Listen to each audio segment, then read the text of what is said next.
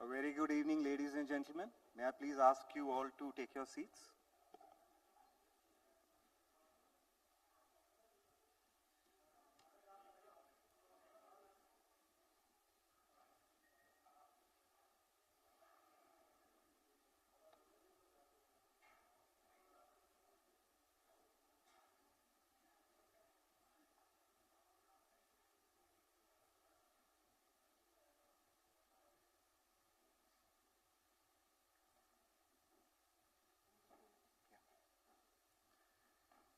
Friends, before we start today's event, please join me for a moment of silence for the recent tragedy that has struck our nation.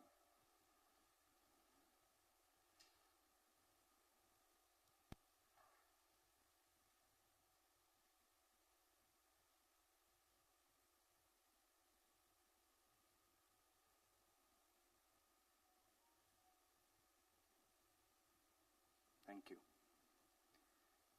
And let's not raise any questions, queries to the incident, as the memories are still ours fresh. Good evening, ladies and gentlemen. Today, Ludhiana Management Association isn't just hosting a talk. It's cleared for takeoff. And at the controls, we have none other than Air Chief Marshal Birender Singh Dhanoa, the man who didn't just touch the sky with glory, he commanded it. From the icy peaks of Kargil to the precision skies of Balakot, he's been the real Top Gun long before Hollywood made it cool. May I now invite Air Chief Marshal Birender Singh Dhanoa, Air Commodore Prashant Agnihotri, Brigadier Bijoy Chaudhary, Colonel P.R. Pandey, Shri Anil Kumar, Shri V.K. Goyal, and Shri Neeraj Jain to please light the lamp.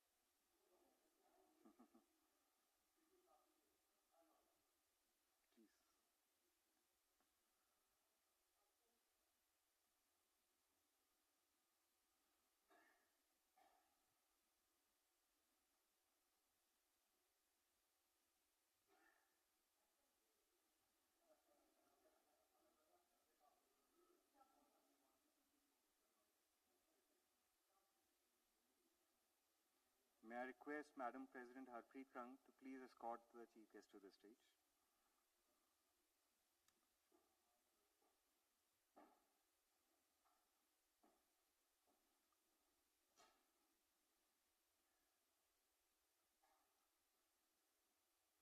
May I request Dr. Prem to please come on the stage and present a bouquet to the Chief Guest.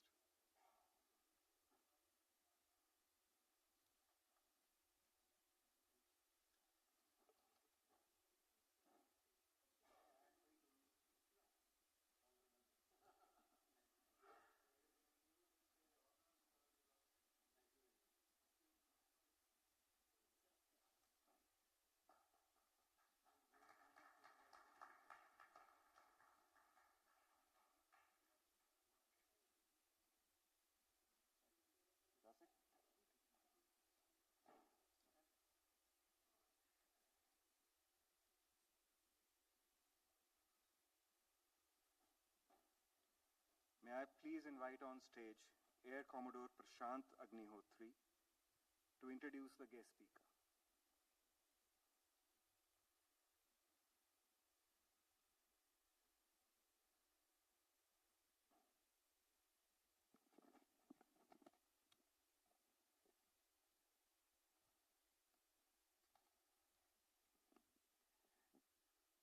Jai Hind, ladies and gentlemen. I am Air Commodore Prashant Agnihotri, AOC Air Force Station Halwara, and it is my singular privilege to introduce the speaker today, Air Chief Marshal Birender Singh Dhanoa, PVSM, AVSM, YSM, VM, ADC, who needs no introduction, but in the next couple of minutes, I will attempt to give a brief summary of his achievements as the chief who commanded the Indian Air Force for close to 3 years. He took over as Chief of the Air Staff on 31st December 2016 and superannuated on 30th September 2019. Commissioned in the fighter stream in the Indian Air Force in June 1978. He is an alumnus of prestigious institutions of Rashtriya Indian Military College, National Defence Academy, and Defence Services Staff College, Wellington. The Air Chief Marshal commanded a MiG-21 squadron and has vast operational experience across the entire spectrum of fighter aircraft in the IAF inventory. During the Kargil War of 1999, as the commanding officer of 17th Squadron Golden Arrows, he led the squadron in evicting the enemy from their dug-in defenses in the icy heights of Kargil region. For his bravery, courage, and innovative methodology of night bombing in mountainous region, he was awarded the Yudh Seva Medal. As the Chief of the Air Staff, he headed the IAF as it executed airstrikes over Balakot, deep inside Pakistani territory, in Feb 2019. The success of these strikes ensured that was because of his relentless effort for the IAF to train, equip, and maintain focused operations towards retaining its preeminence in the region. Under his stewardship, Pan-India exercises, large-scale tri-services of Gagan Shakti, Vayu Shakti were also conducted, which ensured that the Indian Air Force was prepared to act on a short notice for any duty in the service of the nation.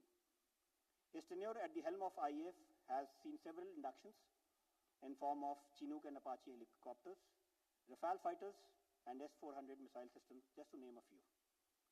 The Air Chief Marshal was also appointed as the Chairman Chiefs of Staff Committee, wherein he laid emphasis on enhancing jointness and synergy amongst the forces, and more importantly, he made invaluable and insightful contributions in the implementation committee for appointment of Chief of Defence Staff. In recognition of his meritorious service, the Air Chief Marshal has been awarded the Yudh Seva Medal, Vayu Sena Medal, Ati Vishis Seva Medal, and Param Vishis Seva Medal. He was also appointed Principal Honorary ADC to the President of India on 1st January 2017. The Air Chief Marshal is an avid reader and a prolific writer on air power and joint operations. Married to Mrs. Kamal Preet, and they have a son, Jasman, who is a law graduate. Ladies and gentlemen, having heard him on several occasions myself, let me assure you that you would go back awestruck, and there are multiple lessons in the management that we all will gather from this brief interaction today. With further ado, may I request the speaker to kindly address the gathering.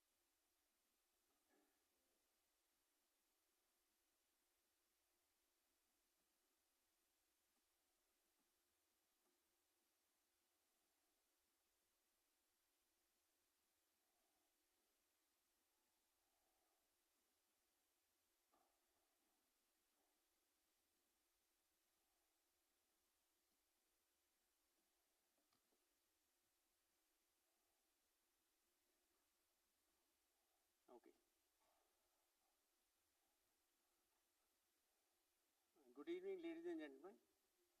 First of all, let me thank the Ludhiana Management Association for having called me here and given me this opportunity to speak to all of you today evening. I also thank Air Commodore Agnihotri for all the kind words that he said about me. I don't know whether I'll give an exciting lecture or put you to sleep. Anyway, that we'll see towards the end of the lecture.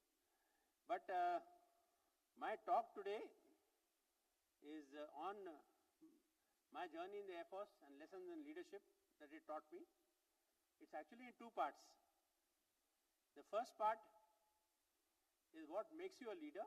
There are many qualities, and I'm just listing four which I consider important, most important.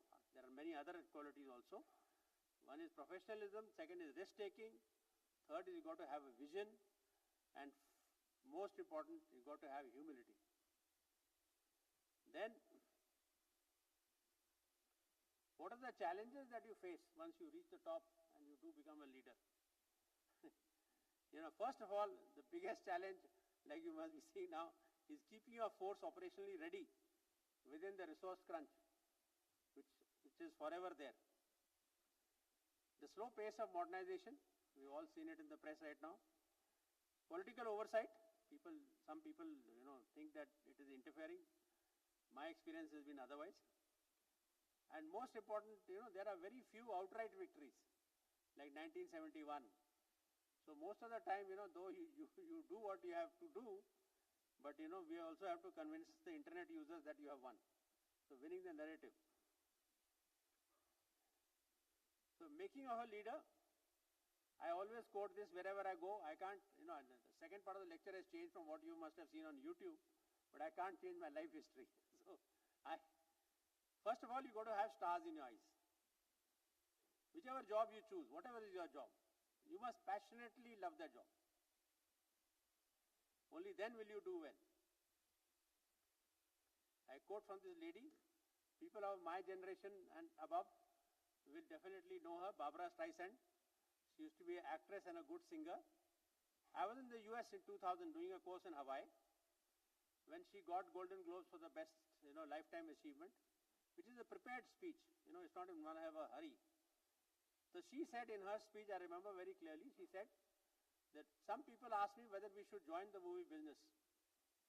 She said the very fact that you ask the question, the answer is no. Join the movie business if you think this is the only thing you can do in your life and you have stars in your eyes. And I firmly believe it, that whichever job you join, you must have stars in your eyes for the job. Stars in my eyes were put by my grandfather, Bapuji. Very early motivation to join the military. He had a very good, you can say, colorful or whatever, wide experience life. He has served in the First World War, he had served in the Second World War, he had served in the interwar years. So he had so many stories to tell me. And of course, in 1965, my chacha, who's on the left, he also joined the Air Force. So I had decided very early that I'll be joining the military, and then when my chacha joined the Air Force, I said, okay, I'll be joining the Air Force, out in the military. So that is how the stars were put in my eyes, and what kind of stories he told me. In the First World War, my grandfather was in the sappers, and he was posted in Palestine. And he used to tell me how they used to go under the enemy trenches and blow up the thing with ammonium nitrate and things like that. And after that he demobilized, then came back, finished his matriculation in the village, joined 514 Punjab Regiment. And then of course the regiment in Second World War, in between the wars, was in Abyssinia. And that time Haile Selassie was the emperor. The Italians attacked him, they surrounded him. He was about to get captured, the British rescued him. Who rescued him? It was the Indian regiments, 514 Punjab. Like they say, the sun never used to set on the British Empire. But eastern part of the empire was looked after by Indian soldiers. They were deployed everywhere. So he was rescued from there. He went on exile in Palestine. And then, of course, the Italians lost, and then he became an emperor again. The Second World War broke out. My grandfather was in Singapore. He was pure lucky that he was sent back to India on some Adam duty, because the Japanese attacked and the whole everybody in Singapore surrendered. And they all became POWs. Anyway, he came back to India. Since he was in India, Mau, as we all know, was known as the military headquarters of war next to Indore. That is where the regiment was re-raised. Then by ship, they went to Egypt. They fought Rommel, and of course North Africa, went up the Italian boot. But my grandfather unfortunately went over a landmine, and those days, if you became a permanent CATC, there were no promotion.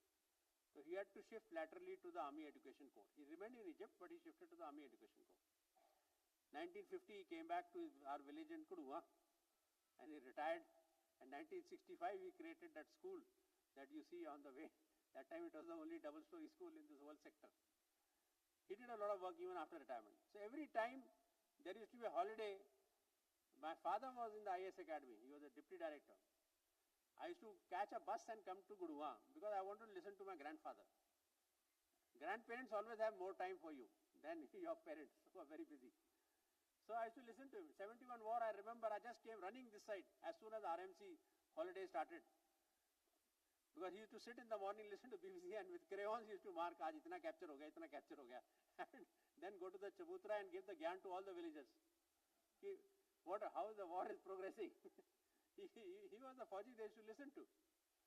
So because of him, I said, okay, I joined the military, and I believe my father was, as you all know, he was an IS officer.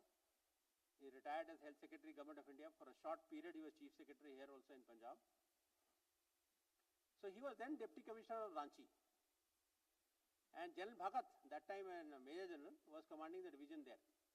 General Bhagat, we all know, is the first Indian officer to be given a Victoria Cross in the Second World War. Apparently, I don't know at what level they talked, but they said if your son is so crazy to join the military, send him to RIMC, Dehradun. And that is how, at the age of 11 and a half, I landed up in RIMC. And this is my Ikada. The turban has been tied by my orderly Duli Chand. And RIMC, at the age, for selection, can you believe it? In 1968, I was sitting in front of Chief Secretary of Punjab. That is the level at which the interview used to take place. You're just 11 and a half years old. That is how the British had left it. So anyhow, after I joined RIMC, in 1 week, they teach you swimming. They catch you by a swimming trunk like this. You can't swim, they duck you down. So they make a soldier out of you. You are a young boy, they make you into a man. And you become very, very tough. And of course, in my case, I learned how to win. Now this is RIMC. This is me giving a guard of honor. In case you can't recognize, this is me. And the person whom I am giving a guard of honor is Lieutenant General K. Bhagwati Singh. You got army officers here. All of them have got IC numbers, Indian Commission numbers. His IC number was 1. He was a Rimkolian. And his son, Madhvendra Singh, went on to become the naval chief. He's still, I think, settled in Jaipur right now. So, and in the same school in 2017, as Air Chief, I went and took a guard of honor. The whole circle went around. But what do you notice in the photograph here? I want you to notice something. This is me, of course. This is Sekhon. He was around 50th parallel, didn't join India. This is Gill, okay, 49th. This is my coursemate Brar. He retired as a brigadier. This is my coursemate Sandhu. He also flew helicopters in the Air Force. There are so many Sardars. Sorry. Look at this. There are none. So this is the biggest lament I have got. Everybody wants to go to Canada. Nobody wants to serve his country anymore. And I think this is something, and partly I personally believe is we ourselves are to blame. We ourselves means veterans. We have got veterans here who have fought 65 war, 71 war. We must go to schools and talk to the children. Like my grandfather put stars into my eyes, we need to put stars into their eyes. And even if you are this thing, 3 or 4 boys or girls who listen to you and go and join the military, you have done your job.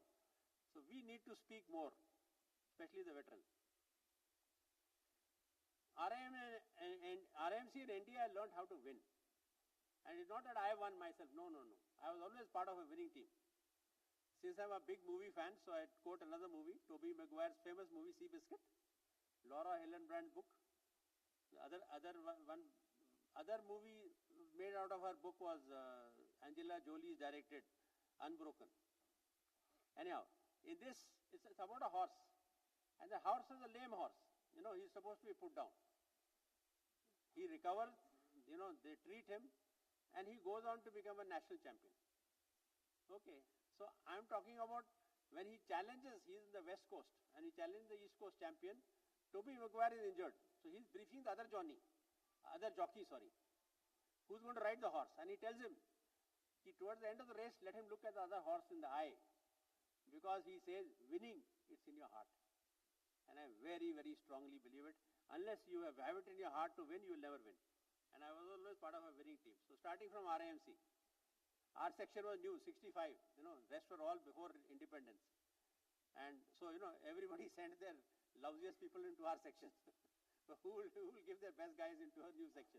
Anyhow, so this is 73. We won the championship for the first time. Okay, so we were part. Then, of course, NDA.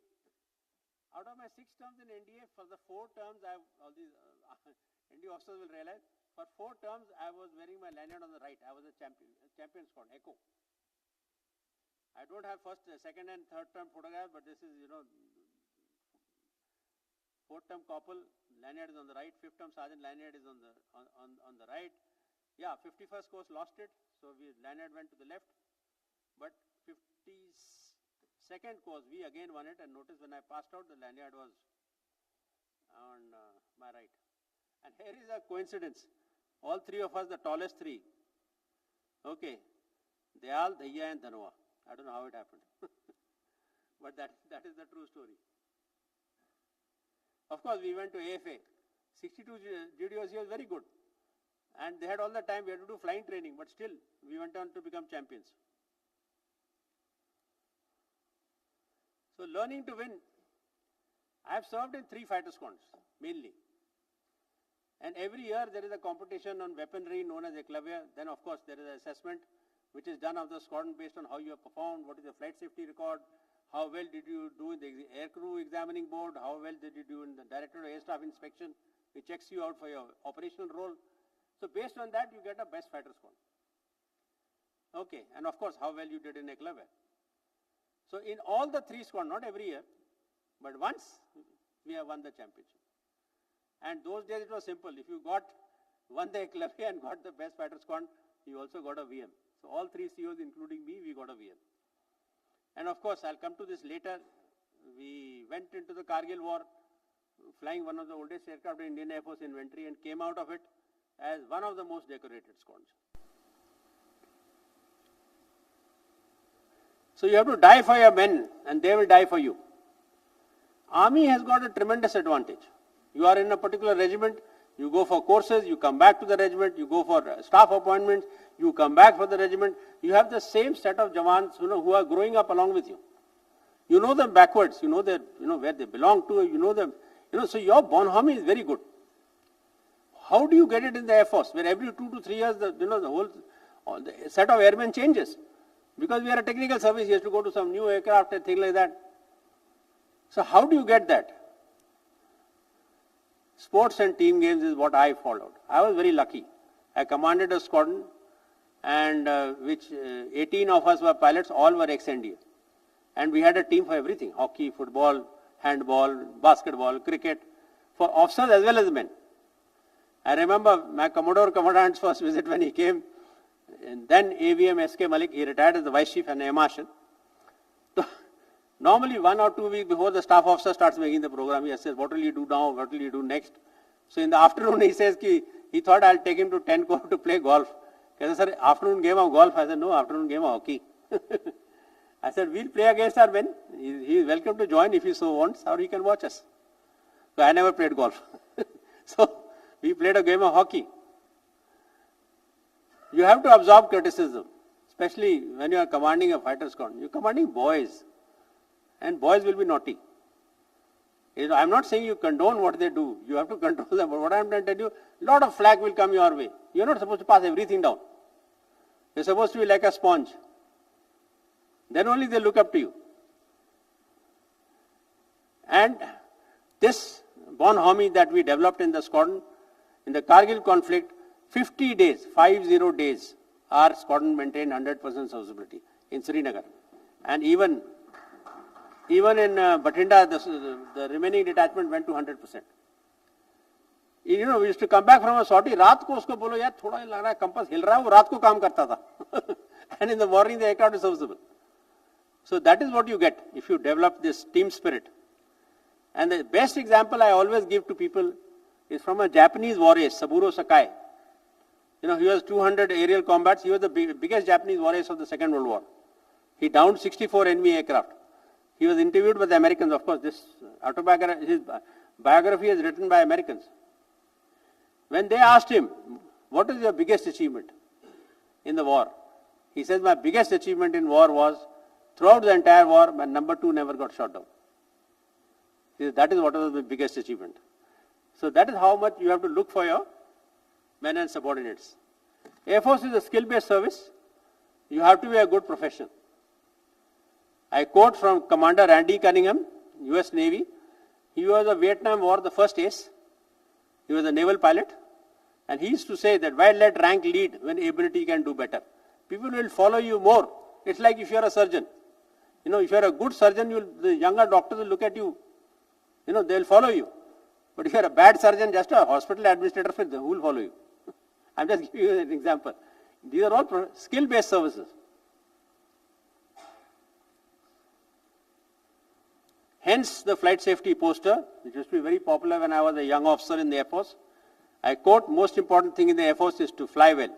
That means be a good professional. If you have a pilot, you have to be a good pilot. Engineer, you have to be a good engineer. ATC controller means you have to be a good ATC controller. And the second most important thing is to be a good officer. You have to be leader of men. Now these days women have also come. Why? Because they are the people who are going to produce the aircraft. You know, if you have no aircraft with your air and no force. And the third most important thing is to do both at the same time. You can't be one and not the other. Flight safety, I quote, AVM DK Avasthi, he retired as an AVM, but when he told me this, he was a wing commander with me in Nalia. He says, better to have living enemies than dead friends.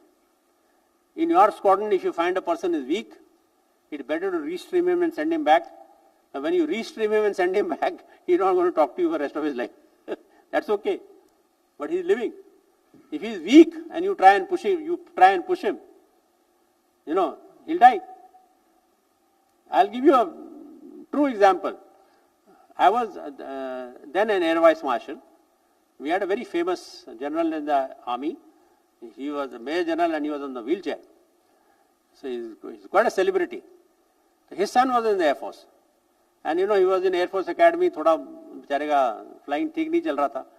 So he asked me in one party, you know, he said, can you help him? I said, sir, let me check. I check to karne do. So I rang up the ACFI of Air Force Academy and asked him, I said, what is the game? He said, sir, he is weak, let him go. I said, theek, I never came back to the general. I went to his wife and asked her a simple question. I said, you want your son or you want me to push him? She didn't bat an eyelid. She immediately said, I want my son. And so what? He came back and he's a budding army officer. So that is the hard decision that you need to take. Why? Because you have to put your heart and soul into flight safety. I was for 4 years, 2 years deputy flight commander and 2 years flight commander of a MiG-21 squadron. I commanded a MiG-21 squadron, 2 years and 3 odd months. I commanded a MiG-21 station, again 2 years and 3 odd months. Number of fatalities, touchwood, 0. Okay, we had 2 ejections when I was in Jamnagar, over bird hits over the range of Ki Kariya. And that too, after ejection, both the pilots came back to flying. Commanding officer of 17, Bathinda, 0. Station commander Nalia, where they were MOF trainings, they were training on the MiG-21, where you know, in other places every 6 months they were digging a hole. 0. The only person I lost was Ahuja, and that too he was shot after he had successfully ejected under captivity. So like Saburo Sakai, if you ask me what is your biggest achievement, I will say that I never looked at a mother or a widow in her eye and had to explain to her why her son or husband did not come back. That is my biggest achievement.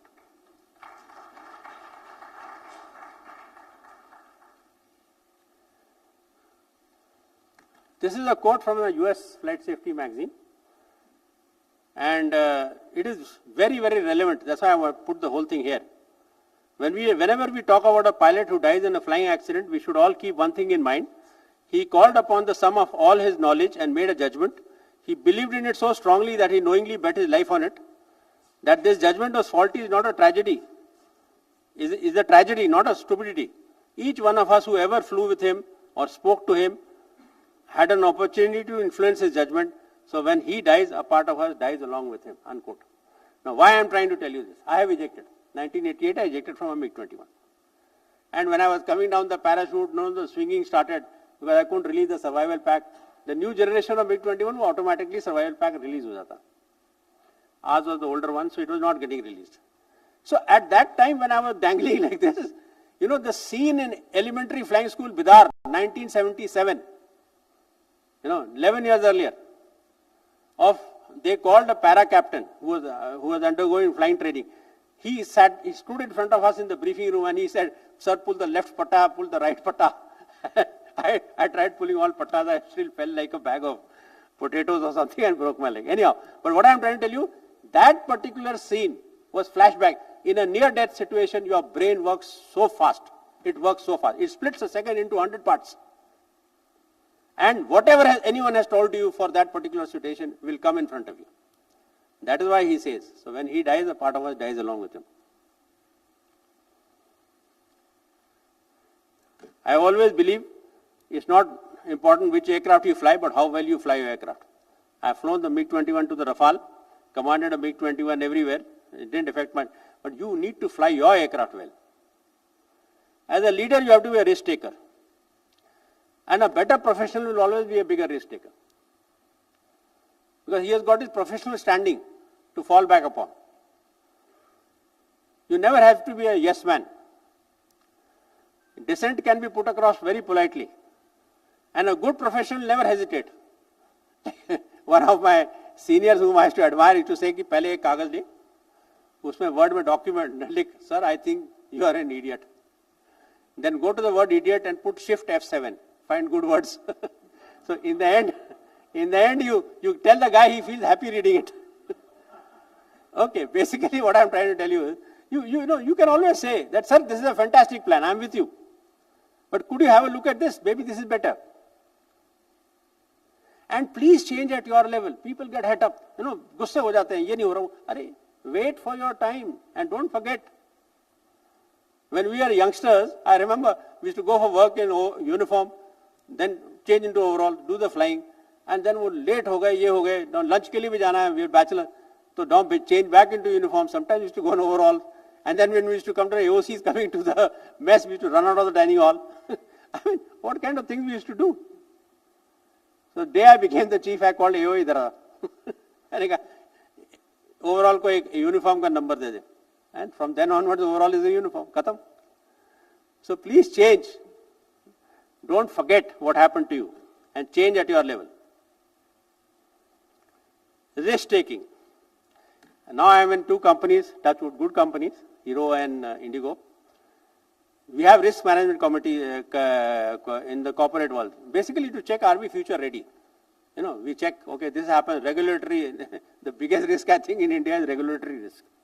Okay, the laws will suddenly change. So in the corporates you bet your money, in the military you bet your life. Number one. And number two, end product of, you cannot afford, okay, this year I have gone into a loss. No. You cannot afford to lose. Ability to fight and win a battle can never be compromised. So you have to take risks. How do you take risks? Every flying instructor who launches the pupil solo takes a risk, because if the pupil, he has an accident or pranks or something, the instructor gets blamed for it. And just remember, if you take the risk for the service, you will micromanage the vulnerability. Every vulnerability you will micromanage and make sure nothing will go wrong. If you say that, okay, iske karan mere ko AVSM mil jayega or something like that, then what is going to happen is, something you will say, ye nahi hone wala, and wo ho jayega. Kargil conflict, night bombing. That is the risk we took. What risk did we take? We went down to 1 kilometer. Because we went down to 1 kilometer, we were flying in between the mountains. Of course, we were flying in moon phase, and the mountains shine in moons. in the moon. The bombing was through GPS, but it became far more accurate. What was the risk? Risk was, God forbid, if the cloud comes and covers the moon, you will go into a hill and kill yourself. So you look for dark patches in front. I used to go first because I can take a decision. If you put a youngster in front, वो सोचेगा CEO क्या बोल रहा है ये, he'll be slightly indecisive. So I used to go in front. ठीक है. If it has to abort, everyone will abort behind me. So that is how you micromanage. Of course, I don't want to waste. Otherwise, there's a whole set of things that we did before we started night bombing. So we micromanage every vulnerability before we dropped the first bomb. Kargil conflict. Initially, the Air Force was asked for use of armed helicopters, attack helicopters. Of course, there was a lot of dissonance in the beginning. Attack helicopters were meant for planes. They couldn't even cross Jojila. So then they said, okay, armed helicopters, Mi-17 with unguided rockets. Air Force suggested that we use fixed-wing aircraft because they were better. Survivability was also better. Okay, which as per Air Marshal Nana Menon, who was in AOC J&K, he said they were incorrectly brushed aside for non-cooperation or lack of jointness by army officers who were there in Northern Command with him. Escalation. I felt that offensive use of air power was escalatory and should be done only after placing the entire Air Force on alert, on operational alert. It turned out to be true. 26th of May when we started bombing, the whole Air Force on alert. But we didn't know. I was commanding 70. 12 May se entire PAF was on upper alert. We had no idea. It only 10 years later when Air Commodore Kaiser Tufail wrote his article on Kargil, that is when we came to know that they were on full alert from 12th May. So Indian Air Force entered the conflict in a professional manner. First we did recce around 21st of May. Then we did a lot of training in the Toshe Maidan range because at 10,000 feet. What happens at higher altitude is that because of lesser air density, your bomb goes further compared to sea level. So we did training for that. Then we did a lot of innovation and out-of-the-box thinking. Like I said, we carried out GPS-assisted bombing at night in mountainous terrain. And lightning pods, which are meant for the Jaguar aircraft, were operationalized on the Mirage 2000, and you must have seen the famous video of the Tiger Hill attack. This is the Muntudalo camp, or what the Pakistanis called Camp Badr, which was the most successful operation. And General Malik wrote a book, Surprise to Victory, and he said that the Air Force influenced the war at the strategic level. As the magnitude of intrusion became clear, it became necessary to employ air power for various purposes, to support ground operations, carry out reconnaissance, interdict enemy supply routes and logistic bases, destroy enemy footholds, most importantly to establish strategic and tactical superiority over the enemy. Unquote. Basically influencing the enemy's will to fight. I quote from my colleague in Staff College. I was SI in the Air Force. He was senior instructor, that is. And he was SI Bravo Division, Joint Bravo Division in the Staff College. He used to say in the mountains the enemy has to run away. You can't bomb him out of every strong point. Company defended locality will have 20 strong points. If you hit one LGB on one strong point, doesn't the rest of it, and anything happen to the rest of them? No, it will not. Mentally he has to lose. What happened in 62? Why did we leave Sela and come out? Because they cut us from behind. Mentally they defeated you. Constant bombing through day, night and even through the clouds affected his morale. It is there, all the Pakistanis writing thereafter. That's why when Sartaj Aziz came to India, the first thing he said is stop the bombing, which was not agreed to. And I quote from Sir Basil Liderhart, a leading proponent of land power. He says that air power is above all a psychological weapon, and only short-sighted soldiers, too battle-minded, underrate the importance of psychological factors in war. Unquote. As a leader, you have to take decisions in a void of uncertainty. You can never know everything about the adversary. So as a commander, you have to be able to take decisions in a void. Where first contact with the enemy, the plan is out of the window. This is exactly what happened in Kargil. The way we used to bomb, the way we used to practice, everything is out of the window. We had to do something totally new. But we could think on our feet and do it. Targeting is a huge responsibility, mostly based on intelligence and a lot of intelligent guesses. Like I quote, again I'm from Colonel John Warden, who was the head of targeting in the first Gulf War. The key to air power is targeting, and key to targeting is intelligence. Why? Because you see, Army fights the enemy's army, the Navy fights the Navy, Air Force fights the enemy. We fight enemy's army, Navy, Air Force, and its war-waging capability. This is Chuck Horner, who is the air component commander in the first Gulf War, and Tom Clancy. You must have all seen the movie Hunt for Red October. He's the author. In Every Man a Tiger. Another movie, Night of the Intruder. Fighter pukes. What do you mean pilots? This is fighter pilots make movies and bomber pilots make history, which is a fact. Top Gun 1 was, air combat. What was Top Gun 2? It was strike. Okay, they also changed. And I again quote from my colleague in Staff College, Commodore Neeraj Joshi, SI Navy. He says, as nation states exist on the ground, whatever we do in the air or over the sea must influence events on the ground. Otherwise, you're just doing a fly past. Just remember, whatever you're doing, ultimately what is going to happen is when your troops make contact with the enemy, amount of degradation that you have done to enemy troops will be directly proportional to the amount of casualties you have suffered. The more degradation you do, the lesser casualties. You will pay for it in the blood of your soldiers. What happened in the opening phases of, I was there, I was in Batayan on the 21st of May. 8-6 had attacked Tiger Hill with hardly any artillery support. Where did most of the casualties take place? In the beginning of the war. So, this is a moral responsibility you got to have. Because if you will pay for it in the blood of your soldiers.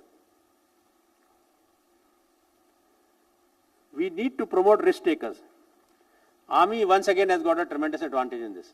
They are in CI ops, they are facing bullets, and people are taking risks, they are capturing terrorists and killing terrorists, whatever. Okay, so they have seen a person in battle. In our case, it comes few and far between. Kargil ke baad Balakot, whatever. It comes at irregular intervals. So how do you judge in peacetime that is this person a risk taker? Because you need a risk taker in battle. So in peacetime you check, did he do something in which he, put his job on the line? And if it had gone wrong, his promotion would have been affected if he did do it for the service. If he has done it for the service, then he'll do it in war also. There was one station when I was Ops 1A or Western Air Command, uska koi barrier ka koi problem hota tha, barish wari hoti thi. So, it takes to take some time for the Indian barrier to reach the full height, arrestor barrier for the aircraft. So they used to ring me up. Sir, aap concession de do. I used to tell him, yaar, ek baat batao. Koi AVSM milega, are you going to share it with me? No, na. So I said, then take the risk yourself. Why are you telling me ki main concession de do? Okay. So, and I quote again Sir Basil Littleheart. He says, a different habit is worth effect was the way the ambition officers, when they came in sight of promotion to a general list, would decide that they would bottle up their thoughts and ideas as a safety precaution until they reach the top and put these ideas into practice. Unfortunately, the usual result after years of self-repression for the sake of their ambition was that when the bottle was eventually uncorked, the contents had evaporated. देखो बचपन में बदमाशी नहीं की ना तो आप air marshal बन के नहीं करने वाले. There's a movie being made on Safed Sagar. I think Jimmy Shergill is playing my role. So he came home to meet me. So we're going to my study. He saw AVSM, PVSM, YSM. Then I called him to study. मैं ये सब देख लिया कहता हाँ जी. मैं कहा देखो warning letter 1, warning letter 2, warning letter. मैं क्या? You have to see both of it, na? During my service, I kept my mouth shut. After I retired, I took a photocopy, I took a photo of the warning letters and sent it to the commanding officer who had given it to me. So, one of them very nicely put. They say, I'm called Tony in the Air Force. They said, Tony, I corrected you, that is why you became chief. I said, thank you very much, sir.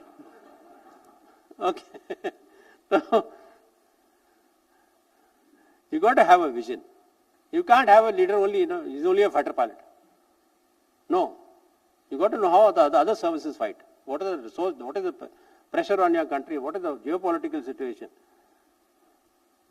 So you can't be only good in your primary domain. And good ideas will not emerge. Suddenly when the battle breaks out, good ideas will not emerge. You have to think and inculcate thinking. Only then will you be able to think on your feet and the actual war takes place. We used to have this thing in our squadron. One briefing of a lead check, we used to do an actual ops. Okay, we are doing it. That time photo reconnaissance, we are doing photo reconnaissance. Pakistanis have put a balloon barrage. How will we know that uska string kidhar ko gaya? So we used to brainstorm all this. And that is how we came. When the night bombing thing came to us, since he asked us, can you bomb at night? We jumped, we said, yes, we'll do it. And then we worked out how we can do it. Because this thinking had been inculcated in the squadron. Most important, humility. Communicate and most importantly, listen. Best ideas come from below. See, if you are not humble, people will not come to you.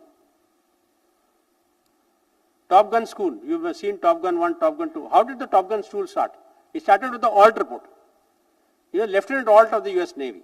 When he started writing the report, why the kill ratios are not the same. Of course, when the report got published, he was the captain.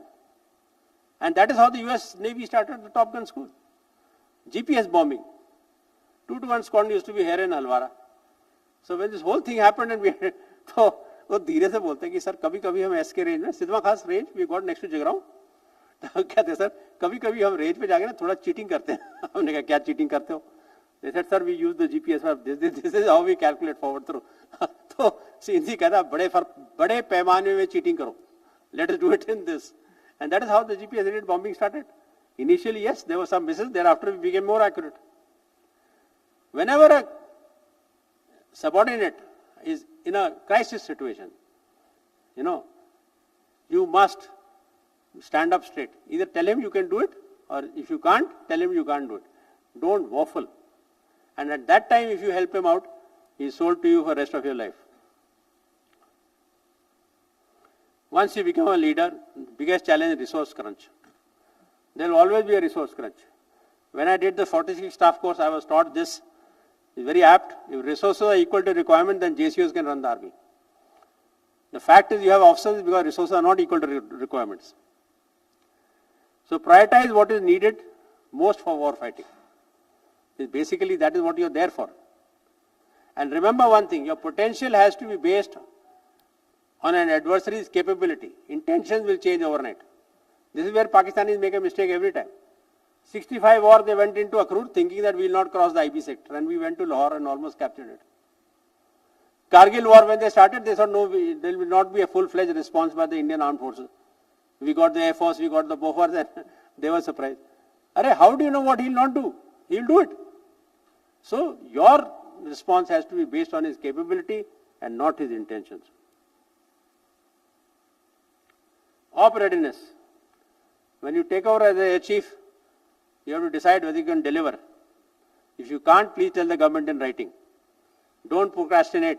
When a crisis like what has happened now you can't say कि मेरे को एक महीने बाद चाहिए. No, that is not the time to tell. Air Force, I am very proud, has always been said it is ready. Like Kargil conflict, the Parliament attack 1312, that is on 13th of December 2001. 2611 Mumbai attacks and Pulwama attacks on the 14th of February 2019. Air Force has always said that we have been ready. So we have a plan A. What is plan A? Plan A is if you got everything, how will you fight? Plan B is what? What do you have? How will you fight? So when I took over, I had to find this answer. Na? Otherwise I have to go to the government ki bhaiya nahi ho sakta. So I did Gagan Shakti. In 2018, in a commanders conference, we decided how we are going to fight the war, what do we need, what is priority 1, 2, 3. And in 18 April, we did this exercise Gagan Shakti. Basically, it was our plan B. Okay, all operational wings and all were, from training command and maintenance command, all officers were sent. Okay, 14,000 airmen, I had seen it in 87 during brass tacks. But rest of the officers had not seen it. We achieved, look, our aircraft of 40-year-old, we achieved a fighter aircraft serviceability at 82%. Overall aircraft 80%. Sensors and SCW, the Pachora, the one you can see out here. This guy. Okay, inducted again, year of our Lord 1975. 97%. Dispatch reliability of all aircraft, 95%. Why? Because the skilled manpower from the base repair depots and all, they were all pushed forward. They were there in the flying units. near realistic environment, we did mobilization. We deployed in the west. In 48 hours, we shifted the whole Air Force to the east. And can we take out a two-front war? So broad plan is always done at air headquarters. Detailed planning is done by command. Execution is done by the station. That is how the Air Force works. We did IACS operation. Then, of course, that time it was done for the first time. Operations from dispersed locations. But remember one thing, like especially in the east, if you operate from 5 airfields, Chinese have got enough missiles. They'll put down all 5. So unless you operate from 20 airfields, then he can't put down all 20. But when you are operating from 20 airfields, can you refuel, can you rearm? And more importantly, if some aircraft has got a snag or a problem, can you rectify? Okay, can you put weapons out there? So your dispersal plan has to work. Your maintenance plan has to be in consonance with your dispersal plan. We checked our readiness based on air-to-air refueling, how far can we go. So we realized that, apart from the southern Indian Ocean, rest of it we could cover. And guess what? We won praise from the Chinese. That time the Chinese, we never had, we had no Doklam and Galwan. So they praised us. They said only the US can carry out such an exercise. We flew 5,000 fighter sorties in 3 days in the west, which is more than what we had flown in the 71 war. Total we had flown 11,000 sorties in the exercise. 3 plus 3, 6 days.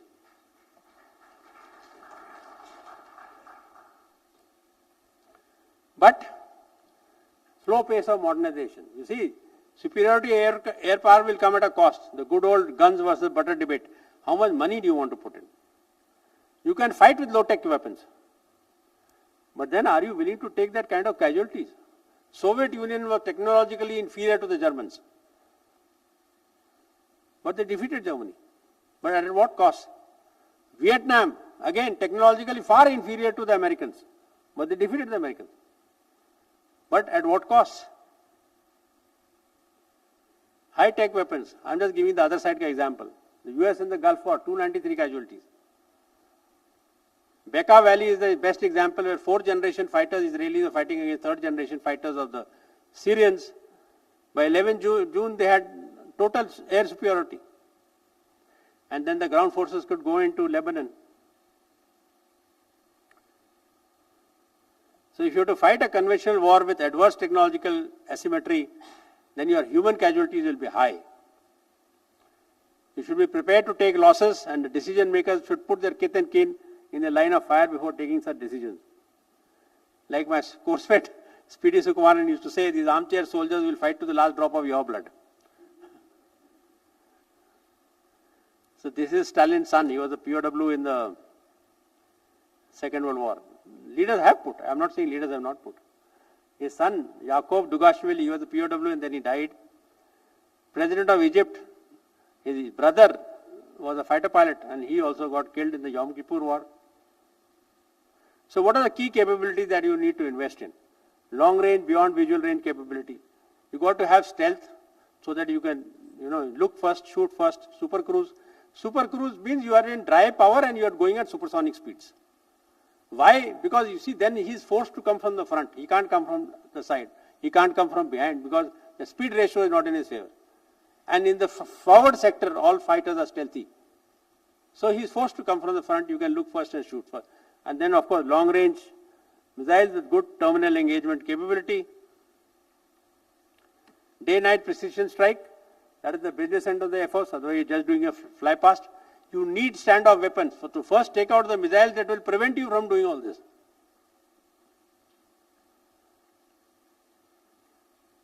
Information dominance. Ability to see deep into his space and deny the same thing to him. Hard and soft kills on his ground and airborne sensors. Most importantly, robust and secure communication. So, all these assets are technologically intensive, very costly if you import it from abroad. See, either you have existing capability. Suppose he has got, 100 aircraft and you got 800 aircraft. Then okay. Even if you don't have technological superiority, you can afford to wait for an indigenous solution. Or you don't have any threat like Brazil, luxury of time. They signed a contract in 2014 for aircraft delivery almost 10 years later. There are no enemies.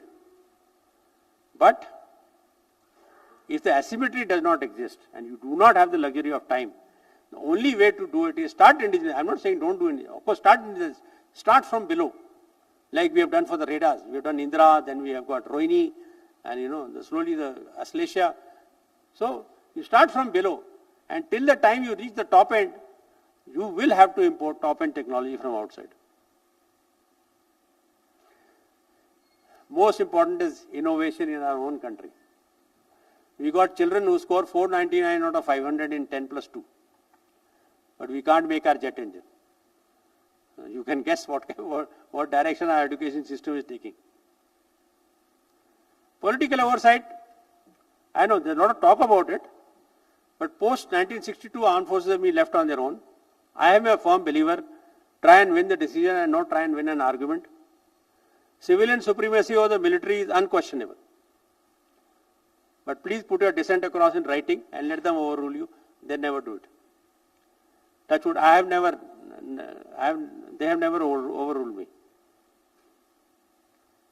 And this, of course, is an example from the 62 war. In the book India-China War, he says there's nothing new in Thapa's predicament. It was old as the war. There was little doubt about his recourse. Napoleon had set it out with precision. A commander-in-chief is not exonerated for his mistakes in war, committed by virtue of an order of his sovereign, or a minister, when he who gives it is far from the field of operation and knows little or nothing of the latest developments. Hence it follows that any commander-in-chief who undertakes to execute a plan which he considers as bad is guilty. He should give his reasons, insist the plan be changed, and finally resign rather than become the instrument of ruin of his army. This is what he said, the Thapa should have resigned. Now, of course, our western neighbor, he always does bean counting for victory. He says, in this war, I lost lesser aircraft than you. Are you flew lesser? Then he says, in this war, our attrition rate is same. That means per 100 sorties, if you lost 4 aircraft, I also lost 4 aircraft. That is not how you win. Okay. With the same attrition rate, you don't win like that. You lost half your country. What is important? You can lose half your air force. You can get more aircraft. You can train more pilots. But if your country is lost, you will not come back. But to satisfy their own people, this is what they have said. And of course, the next war, Kargil, again, as per Parvez Musharraf, he thinks he has won. He says, so many of our divisions get so many Indians that way. We all know. Why did you start the war? Why did you start the war? You started the war for a particular purpose. To choke whatever our supplies to Siachen. Did you achieve it? All wars are fought for achieving political objectives. Did you achieve it?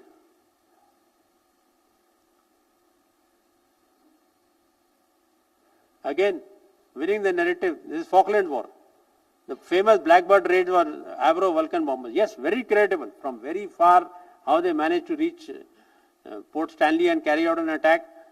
But look, what did they achieve? Just one bomb on the runway, which the Argentines repaired in no time. But this is what their press was saying. Vulcan victory. They bombed the hell out of them. So, what I am trying to tell you is, half the guys trying to win only the narrative. Narrative keeps changing. You have India's China War. The book was published in 1970 by Neville Maxwell. See what is written on top. Sorry, so super sensitive. See, reading the book showed me that I should do business with you people. This is Henry Kissinger to Chou En-lai.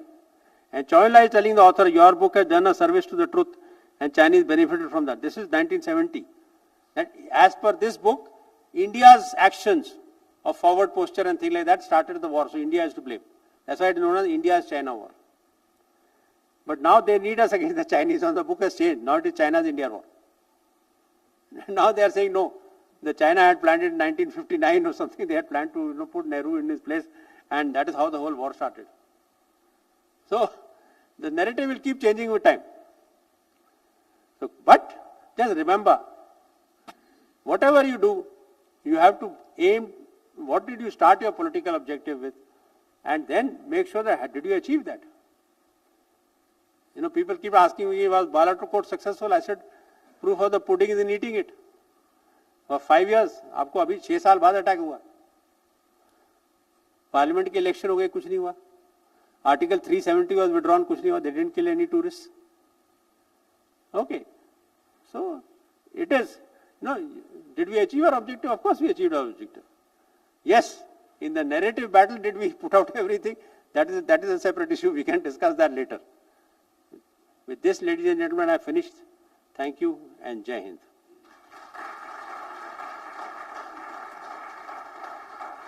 I exceeded by 5 minutes. I'll sit down and I need a mic. ये mic है?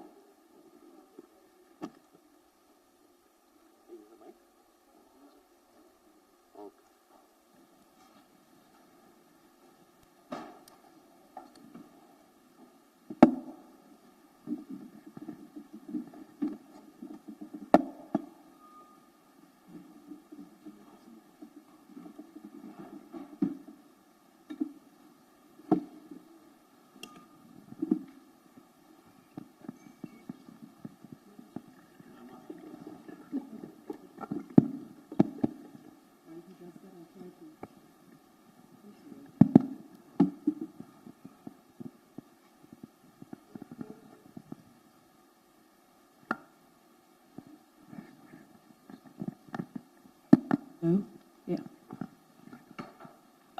So I believe we have interns ready to take on some questions, and they'd be happy to bring you a mic if you're down for one. Kindly raise your hand, please.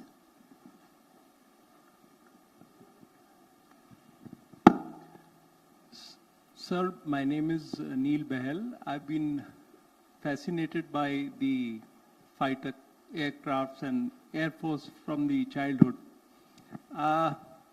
There is a question in my mind, why was the MiG-21 Bison, put in front of the F-16s in the Balakot, when that happened? You see, the question is, we didn't have a choice. Because the LCA which was supposed to come and replace it was not operationally ready. We didn't have everything that is required, a jammer, a beyond visual range missile and things like that. Otherwise, ideally, at least an LCA should have been positioned there. Yeah, because we Okay, so now, Bison was there, and of course, Bison had a air-to-air missile, it had everything, not matching in the F-16, but it doesn't mean that, you can't leave it empty. ठीक है, that is the price you pay. But bottom line is what? Like I told you, could they hit their targets? No. So ठीक है, you have to pay a price. So when you fight with inferior technology, you pay the price.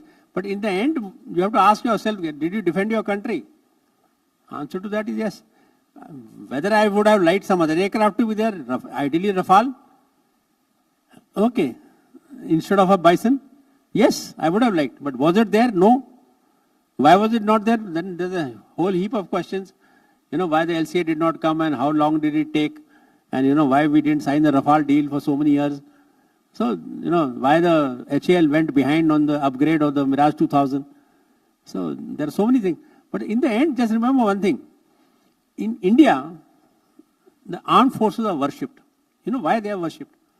Because in the end, the armed forces say कि मेरे पीछे जो कुछ हो जाए, मैं नहीं हिलूंगा. I will deliver.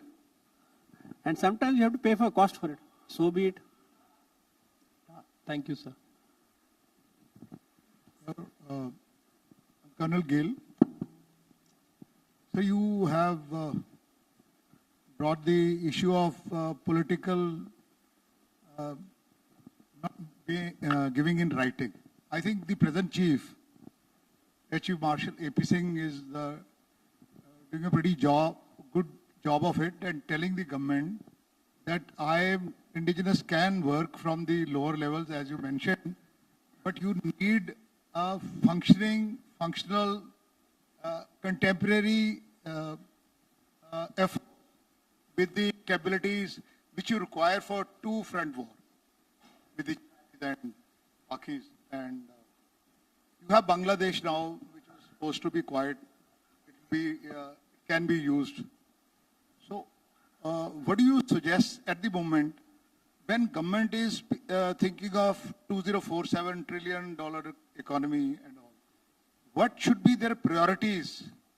It should be pursuing the LCA, no doubt, but arming the Air Force at the same time to have the capabilities which they can deal with the two front and the in much more modernized Chinese Air Force. And as it is, Pakis have the US technology. That's my query. Shouldn't the government be paying more attention to making it more capable as of now rather than wait? See, what are the discussions between the government and the Air Chief right now, I am not aware. Okay, because I have retired 5 years back. So I am not in a position to tell you that what the Air Chief has told the government and what has been the government's response to him. But Air Force has been over a period of time. That is why we are pursuing this 114 multi-role fighter aircraft. Earlier it was, of course, the MMRCA program. We have always said that we need cutting. That is how the S-400 has come. We have always said that we need cutting-edge technology, whereas the bulk of the Air Force has to be indigenous. That is why we have to pursue the LCA. But the LCA is supposed to have all its systems. You know, it should have a good BVR missile. You know, it should have a good jammer, okay, good reliability. So this is something, you know, you need a fix. You can't amputate that leg. You need to fix that leg. But what is the this thing between the Air Chief and the Governor? I'm not going to second guess. But normally I have seen is that every Air Chief, not only me, even people before me, have put it down in writing and given to the government on our vulnerabilities. Okay, so there's nothing new. And it is always, you can say that it has been put down. So I'm sure the government is going to do something about it. Now, as far as Bangladesh goes, that Air Force is, you know, you see that Air Force is meant for air policing. They're not meant to fight against us. At least right now, the way they are deployed and their strength and all. But they don't want like a Purulia type of arms drop. Or they don't want drug smuggling in their country. So they need an Air Force for that. So they have got it. I don't personally today, on today's date, see Bangladesh as any kind of a military threat to us. Next. Jai Hind, sir. Sir, I am Pratham Banoa. I have one question. As you said, more and more youth are moving towards Canada, right? So it is a generation failure or the political failure to attract the youth towards the armed forces? I personally feel that, you know, in which I told you, we veterans, we have failed to some extent. We need to go and talk to the children more. And especially there are a lot of people here who have, you know, chalo Kargil ki to conflict hai, and the people who have fought 71 war, 65 war, you must go and tell your war stories. Okay, so that some children, you know, they get stars in their eyes. Moving into Canada, there are other economic reasons. I'm not a best judge for that. Job opportunities and things like that. But only thing is what hurts me is, you know, there were so many of us in school and now there are hardly any. Yes, so part of it, I never miss an opportunity. I never miss an opportunity. When any educational institution calls me, I always go and give a talk there. Okay, so that I can, even if I motivate some, in one lecture, if I motivate some 2-3 children, boys and girls, it is definitely worth it.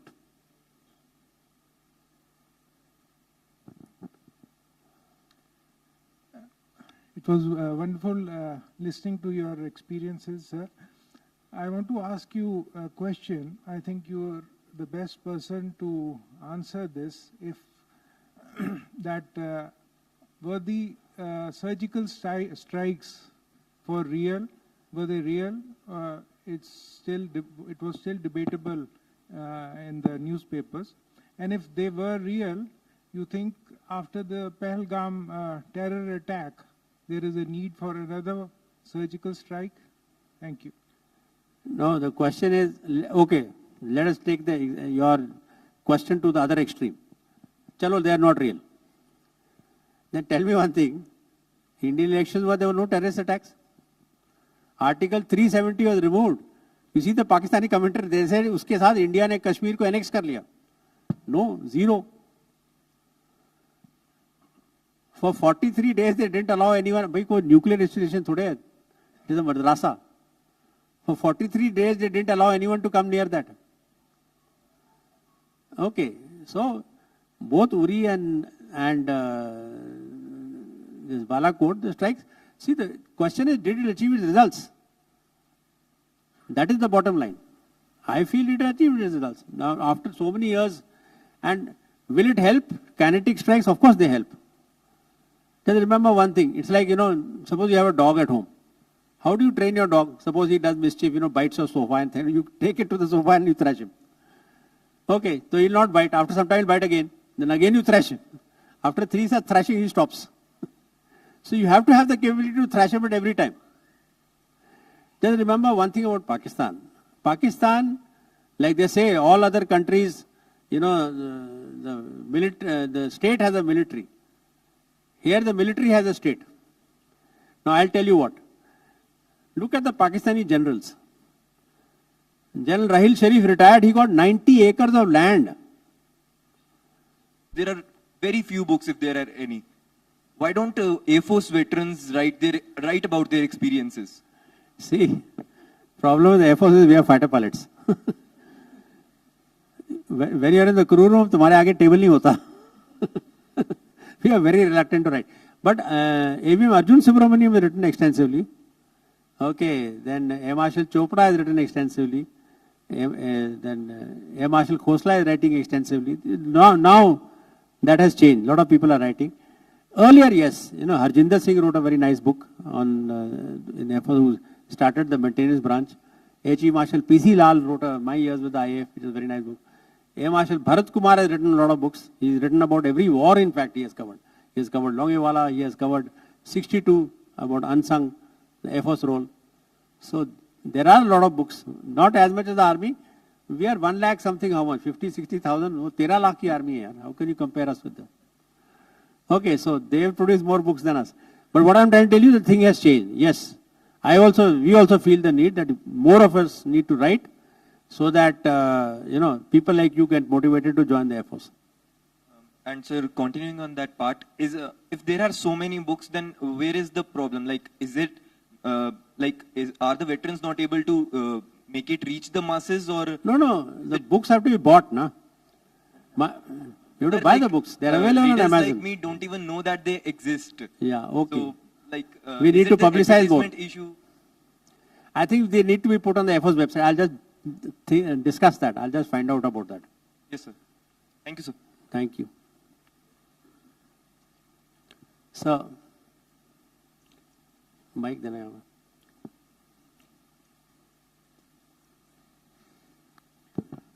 So in this forum, we had a gentleman who had developed the new train that we have.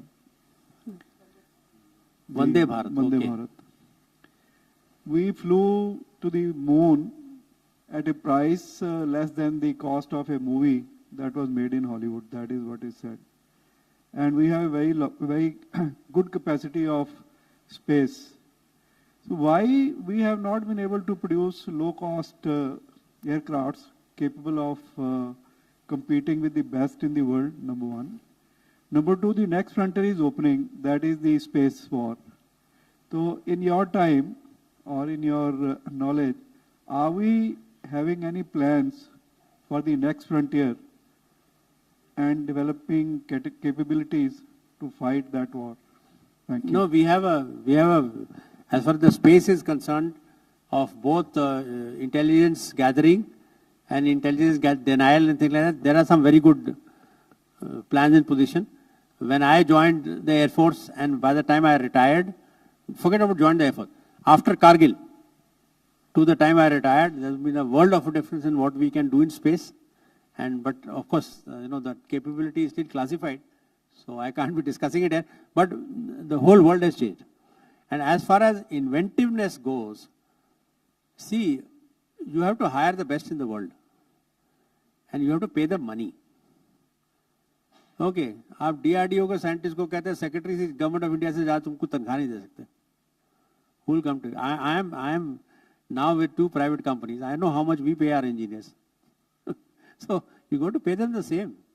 You want the best in the world to come and do R&D for you, you have to pay them. Otherwise, who will come to you? How many ex-IITians go and join DRDO and things like that? How many?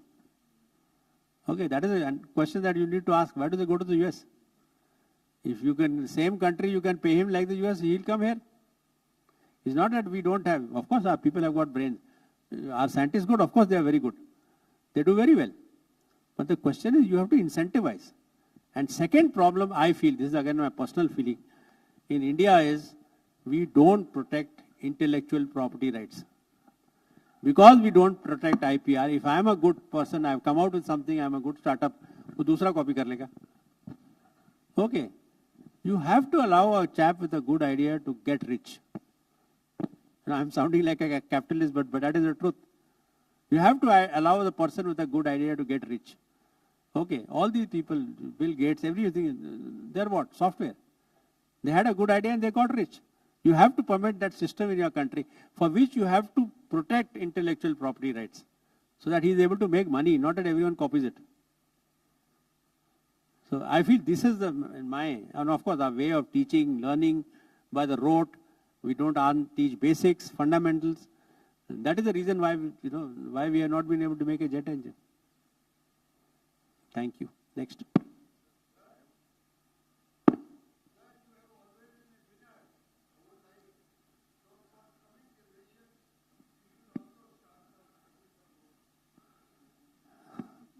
I am writing a book.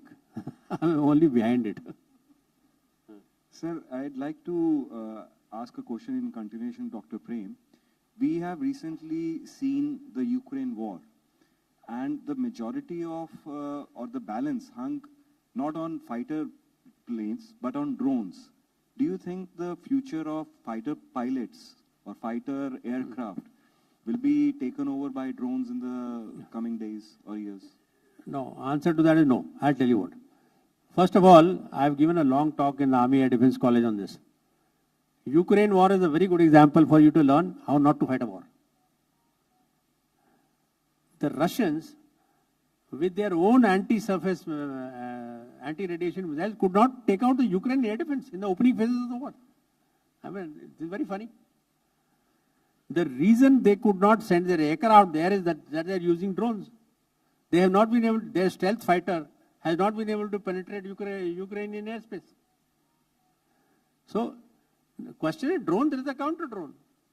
It is like, aircraft has a surface to air missile. Similarly, the guns with smart ammunition, no drone can survive it, even if you send a swarm. Only thing, the cost to benefit ratio is there. You can't keep firing surface to air missiles at drones because the drone costs hardly anything. But if you have a close-in weapon system, that is it. It's just a question of having the right weapon at the right place at the right time. And, the Russians and the Ukrainians did not have it. Now, what is the most popular Russian weapon now? They are using standoff glide bombs. That is what is, they are trying to swarm the Ukrainians. But this is a failed strategy. Why are they hitting the grid so many times? Because they are carrying missile. So this, and plus, the drone weapon does not have any penetration capability. Okay, doesn't have kinetic energy to penetrate. Yes, it can, it's very good against tanks. Okay, because one drone, one tank. But then can it take out a hardened aircraft shelter? The answer is no. Next.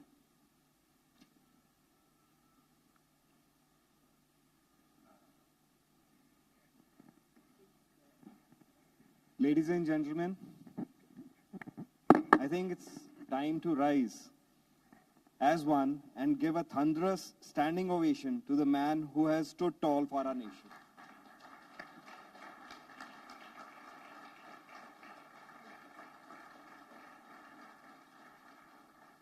May I now invite Madam President for her remarks.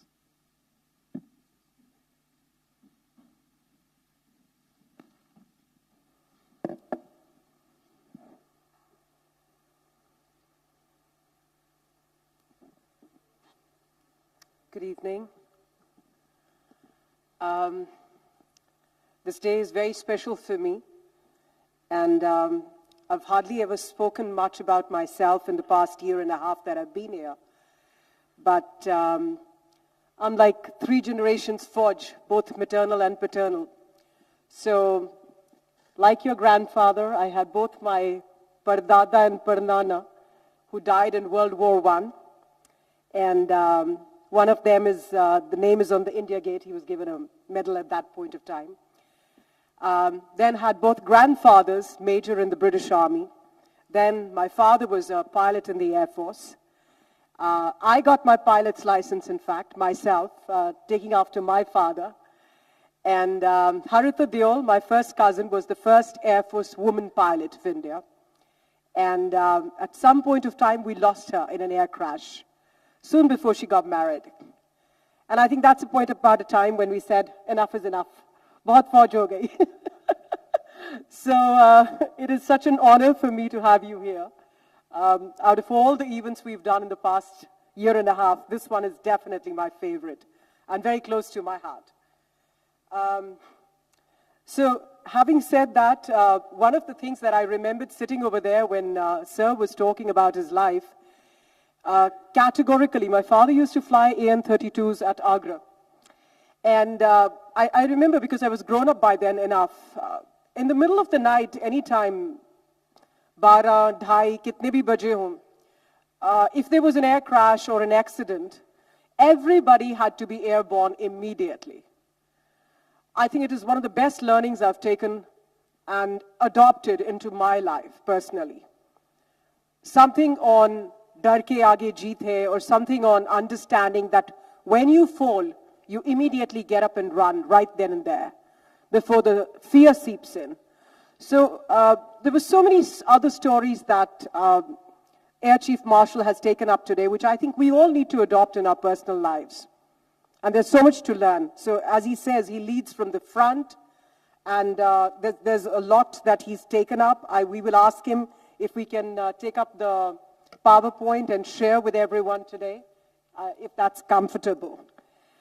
To make a brief comment on what we are talking about, I look at, we have a long way to go. I mean, especially in the past 1 year, with Bangladesh at odds with us.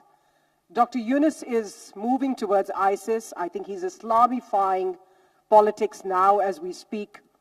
And we already had China and Pakistan on our borders. So situation is squeezing us as Indians.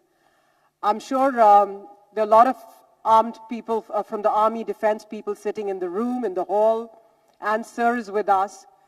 I'm sure there's a lot of talk going on how things will shape from here. Yes and no, sir. I believe Bangladesh Army, for maintenance and all, is inclined towards India. But then the majority of the purchase is from China again. So I don't know where that leaves us. And China is slowly picking up strength. We spend about $78 billion, if I'm not wrong, annually on our budget, defense budget.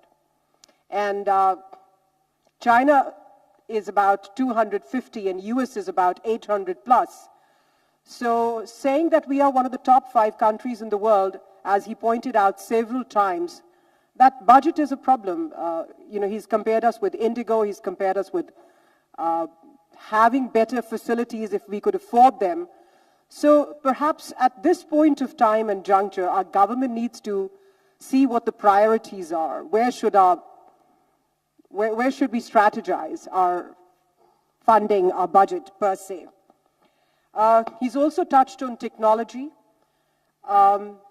He's talked about a lot of modern equipment that helps, and then he's also talked about how wars have been won without technology. I was just talking today about a data with somebody back at the college, and interestingly, that came to my mind. So on the closing remark, I would just share this little information with you. China has about 11 million graduates every year, out of which 5 to 6 million are STEM, science and mathematics. India has 400,000. And US has about 2 million.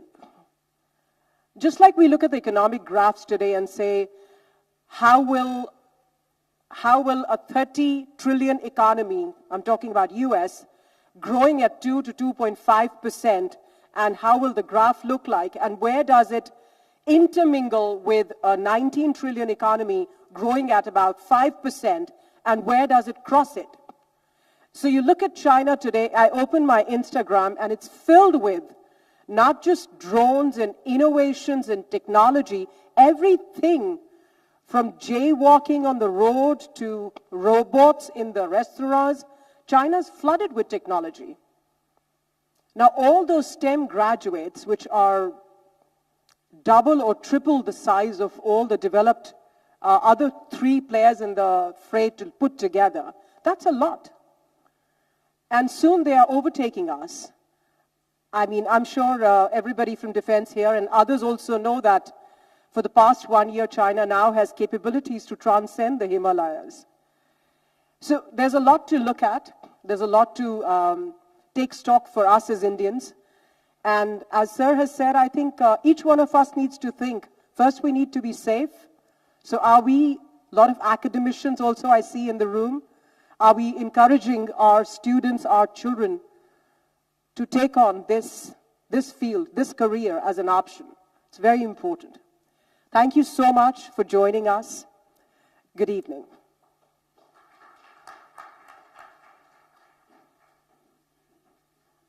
May I now invite Madam Anuja Kaushal to present a memento to the chief guest.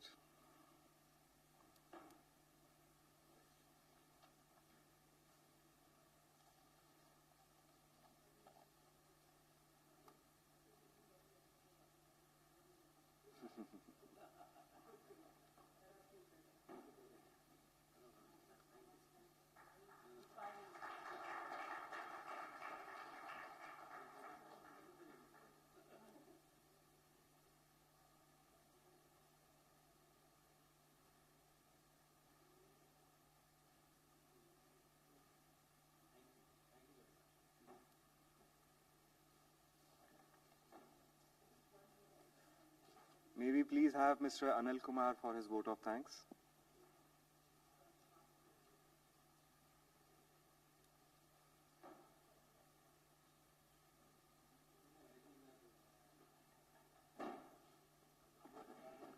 Hi, good evening. Air Chief Marshal Dhanoa, Madam President, Secretary, and my dear friends. To me, it has been a master class of management. And I was wondering, because having spent almost 49 years in corporate sector myself, could any better, let's say, presentation on management could be done? Could a IIM professor do better than what Air Chief Marshal has done? Answer is plain no. In fact, I was trying to correlate what we learned in management, what we did in management during our career. I think what Air Chief Marshal said covers each and every gamut of management. Thank you so much, sir, for coming here. I think, again, a round of applause for excellent. So thank you very much that you accepted our invitation and came over. And we'd like to have you more often. Mohali is not far of it, because you came from Delhi today, but most of the time you'll be coming from Mohali, so we are just 2 hours away. So I'm very sure that we'll see you more often. I must thank all my guests who have come.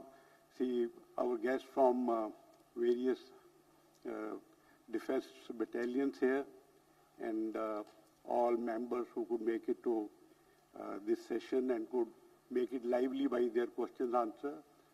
And thank you very much for coming in, and request you to join for dinner. Thank you so much.